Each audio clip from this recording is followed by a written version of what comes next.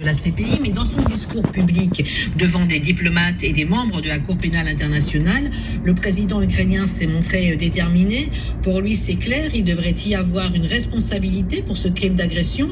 Seul un tribunal... L'autre, il est venu par surprise au tribunal pénal européen, là, international. Là. C'est-à-dire, il est arrivé devant la porte, il a toqué. Bonjour, c'est encore moi. J'ai réclamé encore les missiles. Allez, donnez-moi encore. Oh merde, putain, il est là. Oui, si, c'est lui, je reconnais. C'est son treillis, ça. C'est comme Thomas Pesquet, on le reconnaît. C'est comme l'habit. On reconnaît le moine à l'habit. Ah merde, putain. Quelqu'un savait qu'il venait aujourd'hui? Non. Oh, appelle le chef. Chef, il y a le Roumain qui est là. Quoi? Zelensky? Ouais. Oh putain, merde. Mais c'était pas prévu. Bah non. Qu'est-ce qu'il veut? Mettre comme d'habitude. Oh là là, tu connais, Zelensky vient encore quémander aux Européens, s'il vous plaît. Aidez-nous. Oh putain. Va te faire foutre, Zelensky. Va te faire foutre, ta race. D'accord? Ton petit gouvernement de nazis soutenu par BHL et Soros, là, putain, qui fout la merde en Europe. Franchement, démerdez-vous avec les Russes, hein. Démerdez-vous avec les Russes. On a toute la compassion du ciel, vraiment, pour les gens qui souffrent là de vos conflits et tout ça, putain, que ce soit des pères de famille, des mères de famille, des femmes, des hommes, des enfants, des vieillards, mais Zelensky, on te donnera plus rien maintenant, casse-toi, putain. Allez, donne-moi encore les missiles tout neufs, s'il te plaît. Mais non, t'as déjà dit ça 5 fois, là, les missiles tout neufs, c'est pas pour vous, c'est pour nous, on les garde pour nous. Allez, donne-les-moi les tout neufs, s'il te plaît. Non, pas les tout neufs. Qu'est-ce que tu veux encore? Ah, il faut porter plainte. Ah, Poutine, il m'a tapé. Il faut porter plainte. Bah oui, mais qui le provoque aussi? Qui c'est qui a cherché la merde? J'avoue, c'est moi. J'ai cherché la merde. J'ai voulu tout prendre. Je me suis pris pour je sais pas quoi. Mais il y avait l'OTAN derrière, l'Europe et tous les États-Unis. Je me suis senti fort. Ah oui, mais nous, maintenant, on n'assume pas. T'as vu Bruno Le Maire? Il voulait mettre l'économie russe à genoux et résultat des courses... Caca culotte, il écrit des bouquins sur son anus, là. Bon, bah, tu vois bien qu'ils t'ont lâché, Zelensky. Donc, rentre chez toi, putain. Qu'est-ce que tu viens quémander comme une Roumaine encore, là? Tu nous fais chier, Zelensky, sérieux. Bon, qu'est-ce qu'ils lui ont dit, du coup, au Reich européen? Du statut de Rome qui donc régit la Cour pénale internationale. Il prévoit la répression de la participation par une personne en mesure de contrôler ou de diriger l'action politique ou militaire d'un État à un acte d'agression qui, par sa nature, sa gravité et son ampleur, constitue une violation manifeste de la Charte des Nations Unies. Non mais j'aime bien, tu sais, c'est comme dans une bagarre, tu sais. Les mecs, ils se tapent sur la gueule, tu sais, ils se tapent dessus, il y en a un qui lui pète une dent, l'autre le nez, l'autre machin, enfin ils se mettent des coups, etc. Puis au bout d'un moment, t'en as un dans la bagarre, il fait « Ah, regarde, il m'a fait saigner mon nez, ah, j'ai saigne de mon nez, ah là là, j'ai du sang qui coule !» Ben c'est la guerre de l'outisme, tu sais. « Ouais, ils m'ont tapé, etc., ils m'ont tapé. » Mais c'est la guerre, putain, Vladimir. C'est normal, non? Quand tu fais la guerre, tu te prends des coups, ça fait boum boum, il y a de la poussière, il y a des gens qui meurent, il y a des trucs qui se font péter, qu'est-ce que je te dise, moi? Ben, vous avez qu'à pas faire la guerre. Regarde, en France, on a le même problème. C'est la guerre entre les flics. Putain, le 1er mai, c'était chaud. Entre les flics et les manifestants. Bah oui, mais pourquoi c'est la guerre comme ça entre eux? Parce qu'ils n'arrivent pas à discuter. Mais en France, c'est normal. On nous a confisqué notre liberté d'expression. On est la seule démocratie du monde où le peuple doit fermer sa gueule. C'est bien. Et si jamais il veut l'ouvrir, on lui tape dessus.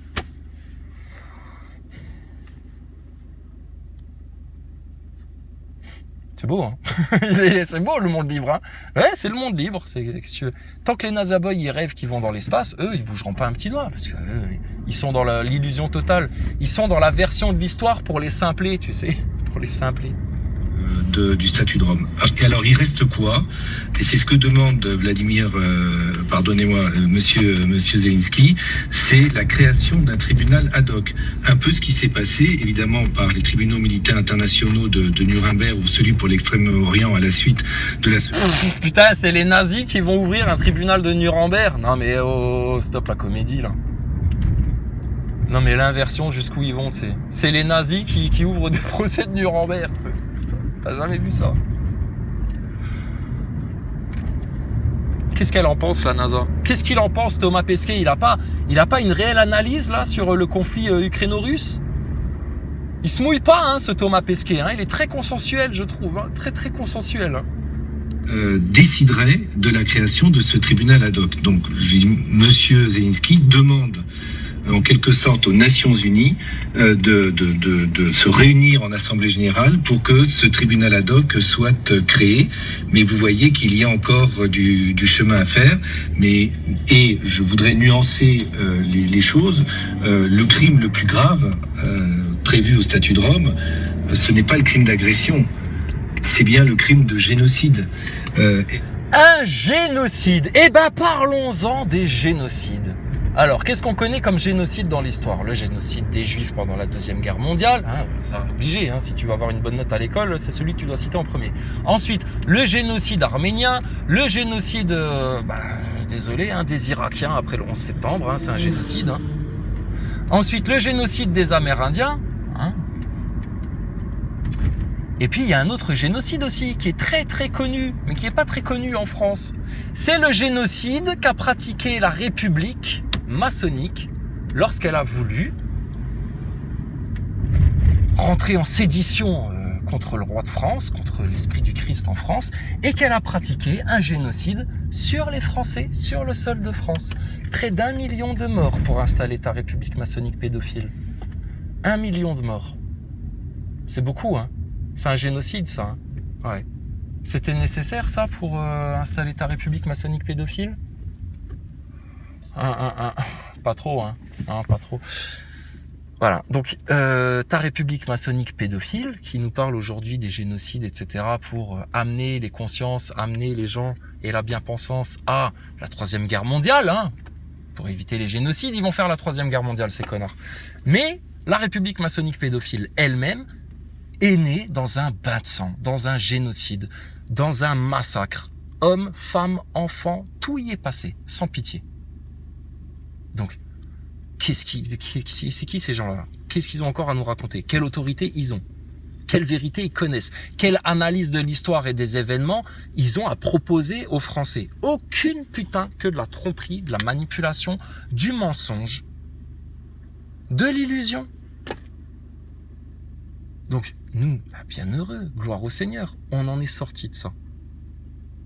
Par contre, on voit tous les autres gens autour qui subissent bêtement et qui subissent les conséquences des conséquences des conséquences. Et la plupart des gens, regarde, même chez les complotistes, qu'est-ce qu'ils vont faire contre tout ça? Absolument rien. Absolument rien. Ils vont constater, commenter et attendre. C'est horrible, Voilà. Il n'y a que ceux qui ont bien compris comment attraper le diable par les cornes et lui éclater sa truffe par terre, son groin de porc là, qui ont vraiment compris comment sortir de la matrice et qui ont vraiment l'autorité là. Les autres, tous des moujons, complotistes comme pas complotistes. Alors, il devait y avoir un live chez Freddy au cours de la semaine, je sais pas, j'ai pas de son, pas d'image. Je t'ai envoyé un message sur Discord, est-ce que tu m'as répondu? Ça se trouve, le live, il a déjà eu lieu et puis j'étais pas là, mais c'est important de se passer le lead en France, là, vu ce qui se passe. Après, prochaine étape, après, vous pourrez plus rien faire. Alors, est-ce qu'il nous a répondu, notre Freddy?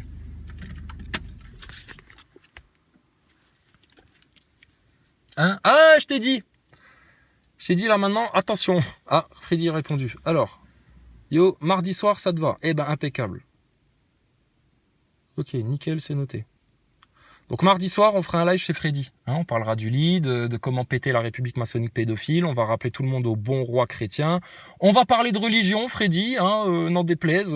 On va tout dire. On va tout dire. Préviens tes auditeurs, on va tout dire. Et je te préviens, Freddy, que je vais monopoliser la parole dans ton live. Tu m'en voudras pas, tu m'en voudras pas. Et c'est trop important ce qu'on a à dire. Ok, nickel, c'est noté.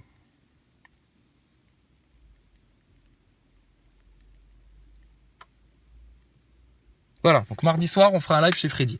Et puis, en attendant... Alors, la l'autruche, elle en est où? Elle est sortie de son terrier, la l'autruche, là. Oui, l'autruche, viens. Viens prendre ton lead, viens. Regarde comme c'est bon.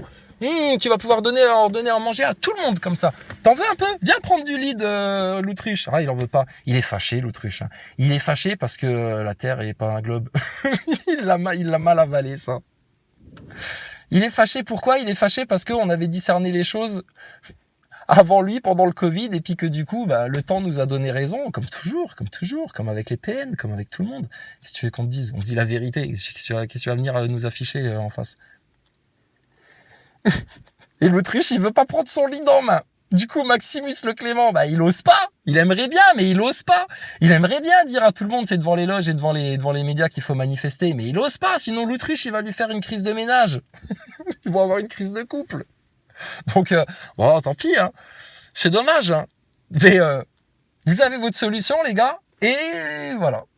Pom Pom, il y a quelqu'un qui m'a dit qu'il a été un petit peu le chatouiller sur le lead, etc. Pom Pom, mais c'est normal, t'inquiète pas, Pom Pom, il s'est ridiculisé pendant les Gilets jaunes, à vouloir jouer au Guerrieros, etc. avec ses petits copains, avec Martial et tout ça. Ils se sont raconté une histoire, ils ont joué à la Révolution comme des enfants, mais ils savent pas la faire, parce qu'ils connaissent pas l'ennemi, en fait. Et surtout, ils connaissent pas leur meilleur allié. Donc Pom Pom, c'était pas étonnant, fallait s'y attendre. Quelqu'un a été un petit peu le titiller sur le lead, et puis un peu pour le motiver là-dessus.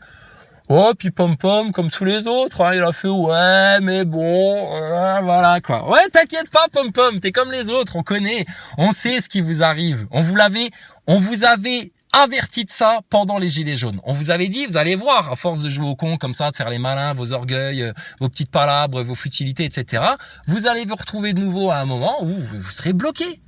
Et vous êtes bloqué par quoi? Par la même chose que les médias mainstream. Votre orgueil, impossible de se remettre en question, impossible de admettre que par le passé, vous avez fait des grosses, lourdes erreurs qui ont des conséquences aussi. Là.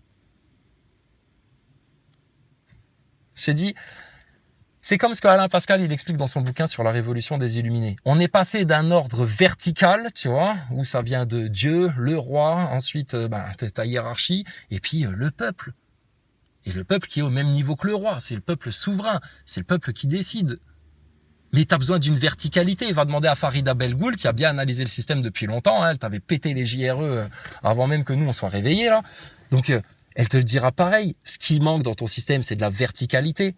Et aujourd'hui, avec ta république maçonnique pédophile et ta constitution droit de l'homiste à la con, là, tout est en haut, en horizontalité. Et les complotistes, ils sont restés dans le même schéma, c'est-à-dire il faudrait que tout le monde soit pareil, qu'il faut froisser personne, que machin, etc. Non. Il y en a parmi les complotistes, ils sont bien plus avertis que les autres. Il y en a parmi les complotistes, ils ont plus de conscience que les autres. Il y en a parmi les complotistes, ils sont allés plus loin, plus en profondeur que les autres. Et il y en a parmi les complotistes, ils ont pris leur lead en main et d'autres toujours pas. Et il y en a parmi les complotistes, ils ont la solution claire, nette, efficace, précise, sûre à tous tes problèmes. Et puis les autres, ils font comme les mouchons, ils attendent de voir ce qui se passe, puis ils vont commenter l'actualité. C'est chiant, hein? C'est très très chiant ça. Mais c'est que à eux que ça porte préjudice, hein. Comme les pervers narcissiques, qui se portent préjudice qu'à eux-mêmes en fait au final. Comme tous ceux qui veulent pas intégrer les vérités, tous ceux qui sont dans le déni, etc. Ils se portent préjudice à eux-mêmes. Regarde tes nazaboys. Même Aldostérone, il est obligé de venir leur expliquer que, oh les gars, un peu de sérieux quand même, un peu de rigueur, un peu de science, l'homme sur la Lune, bon peut-être ils ont envoyé des mecs dans l'espace, peut-être, mais quand même, l'homme sur la Lune, etc. Aldostérone, 2023, énorme. Et les nazaboys, regarde, ils grincent des dents, putain, on a touché à leur idole. On va la briser, votre idole de la NASA et du spatial. Ils ne savent pas sortir. Tu vas le comprendre ça, ils ne savent pas sortir. De la même manière, ils ne savent pas trouver des solutions pour remettre ton pays en ordre. Ils ne savent pas, parce qu'ils ne veulent pas. Péter le dôme, péter le firmament, là, réussir leur opération fishball, ça ils aimeraient le faire, mais ça ils peuvent pas. Ils n'ont pas les capacités de le faire, d'accord? Ils ne pourront sortir que grâce à un pouvoir illimité. Qui leur sera accordé par Allah, Dieu le Tout-Puissant, rien d'autre. Donc, putain, les nazaboys. Je sais, c'est dur. Je sais, ça fait mal. Je sais, c'est comme si on vous enlevait votre doudou. Je sais, c'est triste pour vous. Mais à un moment donné, il va bien falloir l'admettre. Hein. Ta NASA, ton Thomas Pesquet, l'homme sur la Lune, tes petits satellites, etc. à la con, tout ça, c'est de la foutaise. Bon, et tes satellites? Je posais une question aux nazaboys, mais vous répondrez jamais parce que vous savez rien. À part insulter, inverser, faire les clowns, vous savez rien, les nazaboys. Vous êtes des ânes battés. La preuve, vous avez 4 doses dans le sang. Si effectivement il y a un essaim de déchets, de débris spatiaux en orbite autour du globe, là, comme on nous le schématise dans les images de synthèse de la NASA et du spatial, là, comment t'expliques que tous ces déchets, tous ces débris ne se concentrent pas à l'équateur comme sur les anneaux de Saturne, par exemple? Surtout, comment t'expliques que ces putains de déchets et de débris spatiaux qui sont à des altitudes entre allez, je sais pas moi, 100 et puis 600, 1000 kilomètres, admettons. Comment t'expliques qu'ils sont pas, comme dans un entonnoir, aspirés par le champ gravitationnel de ton globe et au bout d'un moment, bah, ils tombent au sol. La station spatiale qui est à 400 km d'altitude, si elle arrête de se propulser régulièrement, qu'est-ce qui lui arrive? Bah, elle ralentit et du coup, qu'est-ce qu'elle fait? Bah, elle tombe. Donc tous tes satellites, tes débris spatiaux, ils ont plus de propulseurs, on est d'accord, c'est des débris, des vis, des bouts de trucs, de carton, de ce que tu veux là, tout ton charabia du spatial. Donc au bout d'un moment, ça fait 3, 20, même 100 tours si tu veux, et au bout d'un moment, bah, comme dans une spirale, c'est aspiré par le champ gravitationnel et ça tombe, connard. Donc, est-ce que tu vas comprendre comment ils vous ont manipulé la conscience, que même des vues d'esprit comme ça, elles sont contradictoires avec les lois de la physique, putain. Et que de toute façon, ils ne savent pas sortir. Et que même s'ils savaient sortir, pour aller sur la Lune, faut traverser la ceinture de Van Allen à l'aller et au retour. C'est mort, dans les années 2010, là, on a des mecs de la NASA pour la mission Orion sur Mars qui sont venus nous expliquer que c'était un sacré défi de faire traverser un appareil, de lui faire traverser la ceinture de Van Allen une fois à l'aller et une fois au retour. Parce que sans cramer les appareils, l'électronique à l'intérieur, etc. Et qu'ils étaient encore en train de se creuser la tête pour savoir comment faire.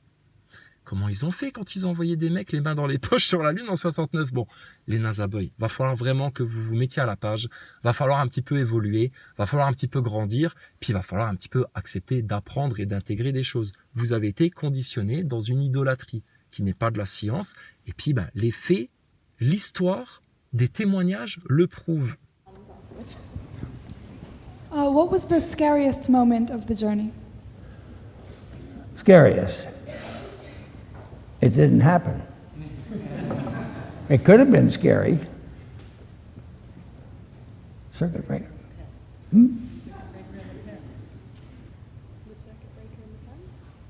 Oh, I'm glad somebody helps me